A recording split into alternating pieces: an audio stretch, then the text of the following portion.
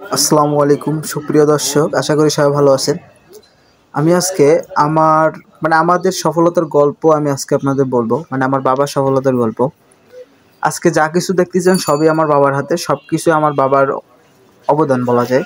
আসলে আমি কিছুই না, আমি জাস্ট তার স্থানটাতে আমি বসছি। আসলে আমি এত কিছুর মালিক, আসলে আমি কিছুই না, সব কিছু আমার বাবার।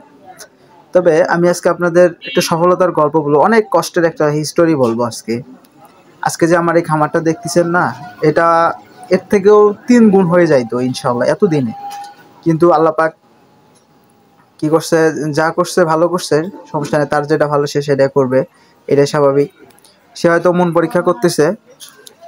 আমাদের খামারের যাত্রা শুরু ২০০৫ সাল থেকে। আমার বাবা তখন আমার নানু বাড়ি থেকে একটা গরু দিছিল। ওই একটা গরু আর তার সাথে ৫,০০০ টাকা দিয়ে আরেকটা গরু কিনেছিলেন, দেশি গরুর কথা বলতেছি। এই দেশি গরুগুলো দিয়ে আমার বাবা ২টা গরু দিয়ে যাত্রা শুরু। এখান থেকে অসংখ্য পরিমাণ বাছুর আমার বাবা বিক্রি করছে। তখন তো অনেক কম, ১৫,০০০ ২০,০০০ টাকা করে বাছুরের দাম হয়েছিল আর কি। আমি ১০-১১ সাল হয়তো বা এদিকে, তখন একটু আমাদের টাকা পয়সা অনেক সমস্যা ছিল। মাদারগঞ্জে আমাদের এলাকায় একটা কাপড়ের দোকান ছিল, ওইখানে মূলত আমরা কর্মচারী দিয়ে দোকান চালাইতাম এবং আমার বাবা বাইরে থাকতো, জব করতো যশোরে। তো এই কর্মচারীরা আমাদের দোকানটা একদম খেয়ে ফেলছে, একদম শেষ করে ফেলছে, ধ্বংস করে ফেলছে। মূলত যখনই টাকা পয়সার দরকার পড়তো, বাছুর বিক্রি করে আমরা মূলত দোকানে ঢুকাইতাম, আর ওই টাকার কোনো খোঁজ থাকতো না। কারণ আসলে আপনারা, এটা বলতেছি এই কারণে, কখনো নিজে যতটুকু পারবেন অতটুকুই করার চেষ্টা করবেন। কখনোই লোক দিয়ে কোনো কাজ করার চেষ্টা করবেন না, কারো উপর ভরসা করার দরকার নেই। এই দুনিয়ার মানুষ সব হলো স্বার্থপর। মানুষ মনে করেন যে সবসময় আপনার টাকা মেরে দেওয়ার ধান্দায় থাকবে। আপনি আপনার খামারে একটা লোক বসাবেন, দেখবেন যে ও কাজে ফাঁকি দিবে, ঠিকমতো কাজ করবে না, ঠিকমতো পরিচর্যা করবে না, ঠিকমতো গাভী দহন করবে না, খাদ্য ঠিকমতো দিতে বলবেন ঠিকমতো দিবে না, যদি দুধ তার দ্বারা বিক্রি করান দেখবেন দুধের টাকা মেরে দিছে, এরকম অনেক সিস্টেম করবে। মানুষের ওপর বিশ্বাস করতে নাই, নিজে যতটুকু সামলাইতে পারবেন ঠিক ততটুকুই করবেন, মানুষের মাধ্যমে কোনো কিছু করার দরকার নেই। এই যে আমার বাবা যে দোকানটা চালাইতেন, মানুষ একদম ধ্বংস করে ফেলছে। তখনকার বাজারে ১০ লক্ষ টাকা দিয়ে ব্যবসা ধরছে, ২০০৬-০৭ সালের কথা বলতেছি। মনে করেন যে শুধু র্যাকগুলো ছাড়া বাসায় কিছু নিয়ে আসতে পারে নাই। তাহলে বোঝেন ওই দোকানটা কি করছে। কর্মচারীরা শুধু ডাউন দেখাইতে দেখাইতে একদম সব ডাউন হয়ে গেছিল। যাই হোক, তারপরে আমাদের খামার টিকে ছিল। আমরা ওই দেশি গরু থেকে, তখন আমার বাবা কোরস গাভী কিনে, কোরস গাভী থেকে জাত উন্নয়ন করে আমাদের অনেকগুলা গরু হয়েছিল। প্রায় ২০১৪ সাল পর্যন্ত আমাদের খামারে অনেকগুলা গরু হয়েছে। এখানে আমি ছবিটা দিয়ে দিব। ১৪-১৫ সাল পর্যন্ত আমার এই যে খামারটা আজকে এই পর্যায়ে দেখতেছেন, এইরকম গরু ১৪-১৫ সালে আমাদের হয়ে গেছিল। বিদেশি গরু জাত উন্নয়ন করে, প্লাস আমরা বাছুর কিনছিলাম, বকনা দামুর বাছুর কিনে আমাদের তখন আমরা দুধ বিক্রি করতাম ১ মণ প্লাস, ১৪-১৫ সালের দিকে। তো আমার আব্বা কিছুদিন পরে ক্যান্সারে আক্রান্ত হন, প্রায় আপনার ১৬ সালের দিকে। ক্যান্সারে আক্রান্ত হওয়ার পরে আমার বাবার ট্রিটমেন্ট চলাকালীন সময়ে তাই সে জবও করতো, আবার ট্রিটমেন্টও চালাইতো। মূলত তার CML এর রোগী, ব্লাড ক্যান্সারের একটা ব্লাড ক্যান্সার রোগী ছিল। তার লিভারের সমস্যা ছিল। লিভারের সমস্যা বলতে তার শরীরে চাকা চাকা হইতো, রক্ত জমাট বাঁধতো, এরকম। তো আমরা তার ট্রিটমেন্ট চালাই, গরুর বাছুর বিক্রি করি, প্লাস সে ইনকাম করে, সব কিছু তার পিছনে আমরা খরচ করি। তার ব্যয়বহুল ট্রিটমেন্ট, প্রতি মাসে আমাদের ওষুধ বাবদ তাকে ৩০,০০০-এর ওপর মেডিসিন বাবদ খরচ হইতো। প্লাস আপনার এই যে টেস্ট করা লাগতো, কিছুদিন পর পর ব্লাড দেওয়া লাগতো, তারপরে অনেক আর কি। তারপরে ইন্ডিয়াতে একটা রিপোর্ট পাঠাইতে হইতো, বোন মেরু টেস্টের জন্য একটা আর কি রিপোর্ট ইন্ডিয়াতে পাঠাইছিলাম। এরকম অনেক অসংখ্য আমাদের ট্রিটমেন্ট করা রাখছিল। তবে সে বেশি দিন আর কি জব করতে পারে নাই, তার শরীর ভালো ছিল না। দিন যাচ্ছিল, চেহারা একদম শুকাই গেছিল, চেহারা একদম খারাপ হয়ে যাচ্ছিল। তো তখনও আমাদের খামার কিন্তু ছিল মোটামুটি। এই যে আজকে যে পজিশন দেখতেছেন, ঠিক এই পজিশন ছিল ২০১৫ সালে। তাহলে বোঝেন, যদি ৫ সালে খামার শুরু করে থাকে, তার মাঝে অনেক বাছুর বিক্রি করছে, তারপর আবার ১৫ সাল পর্যন্ত এরকম খামারে পরিণত হয়েছে। কিন্তু যখন সে ক্যান্সারে আক্রান্ত হয়, তখন আমরা ওই বাছুর গরু বিক্রি করি এবং বিভিন্ন জায়গা থেকে টাকা সংগ্রহ করে তার ট্রিটমেন্টের পিছনে আমরা খরচ করি।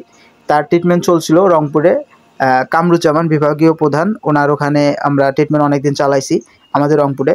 তারপরে যখন এইরকম চলে ১৭ সাল ১৮ সাল পর্যন্ত উনি ট্রিটমেন্ট চলে, ভালো থাকে, ওষুধ খায়, চলে মোটামুটি। মানুষ বুঝতে পারে না যে তার একটা ক্যান্সারের রোগী ছিলেন।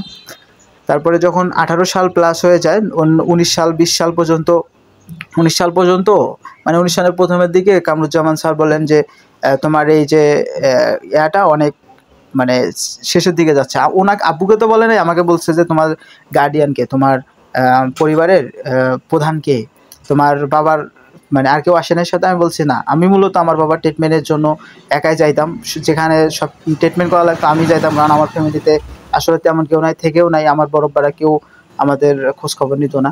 সব ট্রিটমেন্ট বলেন, সব কিছু পরিচর্যা বলেন, যেখানে যাওয়া লাগতো সব কিছুতেই আমি ছিলাম, আমি সব কিছু করতাম। তখন আমি ডাক্তারকে বললাম, স্যার আমি ছাড়া আর কেউ আসে নাই, আমাকেই বলেন কি হয়েছে। প্রতিনিয়ত এইভাবে বলতো, ডাক্তারে যখন রিপোর্ট করতো আমাকেই সব বলতো। সেদিন একটু অন্যভাবে বলছিল।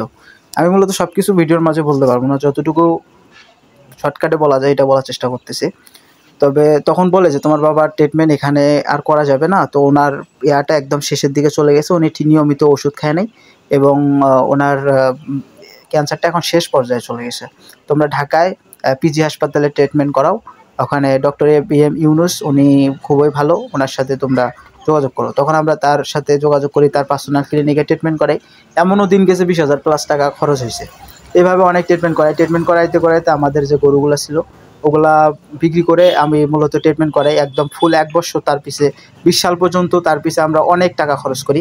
আমাদের যতগুলো গরু ছিল প্লাস জমি ছিল সব বিক্রি করছি, বেশিরভাগই বিক্রি করছি, করে প্রায় 22 লক্ষ টাকা ইন টোটাল, মানে সেই সালে 22 লক্ষ টাকা আমরা খরচ করছি। মূলত আল্লাহ পাক তাকে শেষেও আমি বাঁচাইতে পারি নাই, আল্লাহ পাক তাকে নিয়ে গেছে। সময় আমার বাবার জন্য দোয়া করবেন, আল্লাহ যেন তাকে জান্নাত নসিব করেন। তো এই যে দেখেন আজকে সেই বাছুরগুলা, মানে যে মাগুলাকে বিক্রি করছিলাম, সে মাগুলার বাছুরগুলা ছিল কয়েকটা, 3টা। আর এইভাবে মানে বাচ্চা জাত উন্নয়ন করে আজকে 25 সাল, এই যে 5 বছরে আমার খামার কিন্তু আবার আগে সাবেক খামার হয়ে গেছে। তাহলে দেখেন এই যে 2-1টা গরু দিয়ে খামার শুরু করছিলাম আমরা, এর মাঝে আমাদের মধ্যে দিয়ে অনেক ঝড় তুফান চলে গেছে, আমরা অনেক কিছুর সাথে লড়াই করছি, যুদ্ধ করছি, অনেক বাধা বিপত্তি কাটায় কিন্তু আজকে খামারটা ধরে আছে। শুধু ইচ্ছা শক্তি, মনোবল শক্তির মাধ্যমে কিন্তু আজকে আল্লাহ পাক আমাদের টিকায় রাখছে। আমার যদি ধৈর্য না থাকতো তাহলে কিন্তু আমি এতটা আসতে পারতাম না। আমার দোকানের কথা যদি বলি, আমার দোকান জাস্ট আমার বাবা কিন্তু ধরাই দিয়ে মারা গেছে। ভাড়া দেওয়ার 15-16 দিন আগে আমার দোকানটা ধরাই দিয়ে মারা গেছে। মাত্র 20,000 টাকা দিয়ে আমি দোকান ধরছিলাম। আজকে আমার মনে করেন দোকান আলহামদুলিল্লাহ অনেক বড় হয়ে গেছে। ইনশাআল্লাহ আপনাদের দোয়ায় আমি এখন খুবই ভালো আছি, খুবই হ্যাপি আছি। আল্লাহ শুধু আমার বাবাটাই আমার মাঝে নাই, তবে দোয়া করবেন আমার জন্য। আমার ছোট্ট জীবনে আল্লাহর রহমতে আমার মনে হয় না যে আমার কোনো কিছুর অভাব আছে। আমি হয়তোবা আমি মধ্যবিত্ত, আমি বলতেছি না আমি খুব বড় একজন ব্যবসায়ী বা বড় একজন খামারি, কিন্তু আমার যেটুকু আছে তাতে আমি খুবই শুকরিয়া আলহামদুলিল্লাহ। কারণ আমি যেটুকু টাকা আমি যা ইনকাম করি, আমার মনে হয় না যে একটা ভালো কোয়ালিটির জবও এরকম টাকা ইনকাম করতে পারে। তবে এই দিক থেকে আমার এই বয়সে আমি যে টাকা ইনকাম করতেছি আলহামদুলিল্লাহ আমি খুবই হ্যাপি। কারণ আমার বয়সে ছেলেপেলেরা এখন খেলাধুলা করে বেড়ায়, আমার বন্ধু বান্ধবে অনেকেই ওরা খেলাধুলা করে বেড়ায়, ঘুরে বেড়ায়। আসলে আমি এই বয়সে বিজনেস করতেছি, খামার সামলাইতেছি, সব কিছু আল্লাহ পাকের রহমত ছাড়া আর কিছুই না। আমার বাবা মার দোয়া আছে আমার সাথে, এতটুকু আমি জানি যে আমার বাবা মা আমার কাছে আছে, আমার সাথে আছে সব সময়। আমার বাবা দেখেন যখন এই চিকিৎসা চলাকালীন সময় শুধু একটা কথাই ভাবতো যে আমি যদি মারা যাই আমার পরিবারটা কীভাবে চলবে, আমার ফ্যামিলিটা কীভাবে চলবে, আল্লাহ তুমি এদের একটা কিছু করে দিও। দেখো সে মারা যাওয়ার আগেই কিন্তু আমাকে একটা ব্যবসা প্রতিষ্ঠানে বসায় দিয়ে গেছেন। আসলে একটা মানুষ কতটা ভালো হলে এই কাজটা করতে পারে একবার ভেবে দেখেন। আসলে আমার বাবাকে আমি কখনোই ভুলতে পারবো না, তার মতো মানুষ দুনিয়াতে খুবই কম ছিল। তার সাথে সম্পর্ক ছিল আমার বন্ধুর মতো, অনেক ফ্রেন্ডলি ছিলাম আমরা। আমার বাবা খুবই ভালো মানুষ ছিলেন। আসলে ভালো মানুষ দুনিয়াতে বেশি দিন থাকে না। তবে আজকে আমি খুব গর্ববোধ করি যে আসলে আমার এই প্রতিষ্ঠান, ছোট হোক বড় হোক প্রতিষ্ঠান, আমার এই প্রতিষ্ঠানে আসলে আমার বাবা যে প্ল্যান, আমরা দুইজনে যে প্ল্যানগুলো করতাম, এই প্ল্যানগুলোই আজকে আমি বাস্তবায়ন করার চেষ্টা করছি। আমি সেই পথে চলতেছি, ইনশাআল্লাহ একদিন সফলতা আসবে। ছোট থেকে শুরু করছি, দেখি কি হয় ইনশাআল্লাহ। তবে এভাবে আপনারাও ছোট দিয়ে শুরু করেন। আসলে আপনারা ভাবতেছেন যে এই যে কাজ করব, শুরু করব, খামার দিব, এটা ভাবতে ভাবতে কিন্তু আপনাদের 2-4 বছর সময় চলে যাবে। আসলে ভেবে কোনো লাভ নেই। আপনাদের কাছে যদি 10,000 20,000 যাই থাকুক, আপনারা ওটা জমা জমা একটা খামার শুরু করেন, একটা ব্যবসা প্রতিষ্ঠান শুরু করেন, দেখবেন আপনাদের সফলতা আসবে। আপনারা এই যে ভাববেন যে একবারে করব, একবারে বড় খামার দেবো, একবারে বড় বিজনেস করব, এখানেই কিন্তু আপনাদের বিপদ আসবে। এই জন্য অতএব ছোটো থেকে শুরু করেন, জীবনে সবাই ভালো কিছু করেন। করব ভেবে লাভ নেই, শুরু করে ফেলেন, একসময় সফলতা আসবে। সবাই ভালো থাকবেন। আমার ভিডিওগুলো যদি আপনাদের ভালো লেগে থাকে অবশ্যই আমার চ্যানেলটা সাবস্ক্রাইব করবেন, লাইক করবেন, কমেন্ট করবেন।